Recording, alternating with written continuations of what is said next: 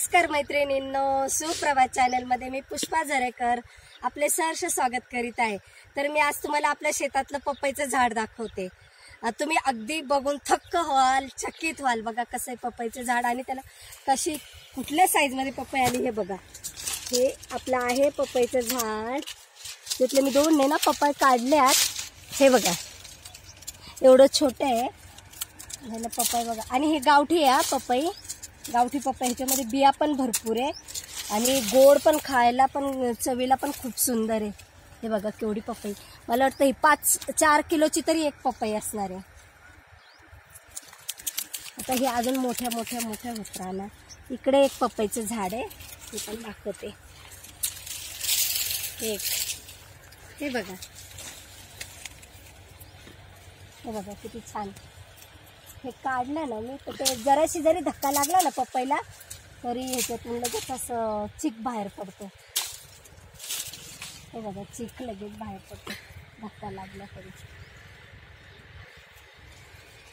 हे आपलं शेवग्याच्या शेंगाचं झाड आहे। आता ह्याला ना फुलं आली आहे, आता शेंगा यायला सुरुवात झाली। आता फुलं यायला सुरुवात झाली आहे ना, तर शेंगा पण येतील। हे बघा ही फुलं, ह्या फुलांची पण भाजी बनवतात। ही फुलांची पण भाजी अशी आपलं अंड्याची भुर्जी असते ना त्याप्रमाणे भाजी होते। आणि ह्याच्या पानांची भाजी बनवतात। आणि शेवग्याची शेंगाची तर आपण सर्वच जण बनवतो। त्या पानांची पण खूप सुंदर भाजी होते। मी गोकुळ अष्टमीला बनवते त्याची भाजी। आणि तसं पावसाळ्यातून येतात ना छान अशा भाज्या येतात ना, त्याच घेते। ह्याची फुलांची पण भाजी अशी भुर्जीसारखी करायची, कांदा टोमॅटो टाकून छान भाजी होते। भरपूर आता आले, त्याला फुलं खूप आलेले आहेत। आपण नंतर काढूया ही फुलं। आणि तुम्हाला पेरूचं झाड दाखवते। हे बघ आधी रे, पेरूचं झाड बघ। हे बघा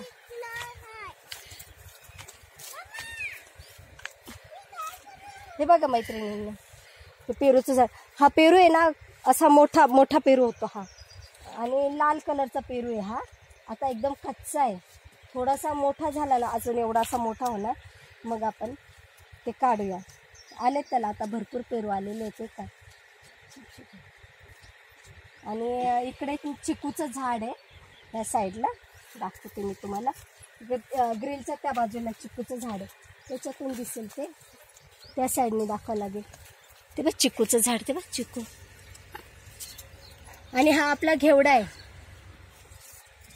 हे बघा घेवड्याच्या शेंगा दाखवते तुम्हाला। हे बघा हा घेवडा आहे आपला आहे ना, हे घरचीच भाजी आहे बघा। आणि हे शेंगा पण घेवड्याच्या आहे ना, श्रावणी घेवडा बोलतात त्याला। आणि ह्याची भाजी पण खूप सुंदर लागते, ह्याची भाजी खूप छान लागते। आपली जशी पापडी येते बाजारात तशी त्याप्रमाणे ह्या घेवड्याच्या शेंगा आहे बघा दाखवते। झुपके येतात ह्याला, हे शेंगा खूप येतात।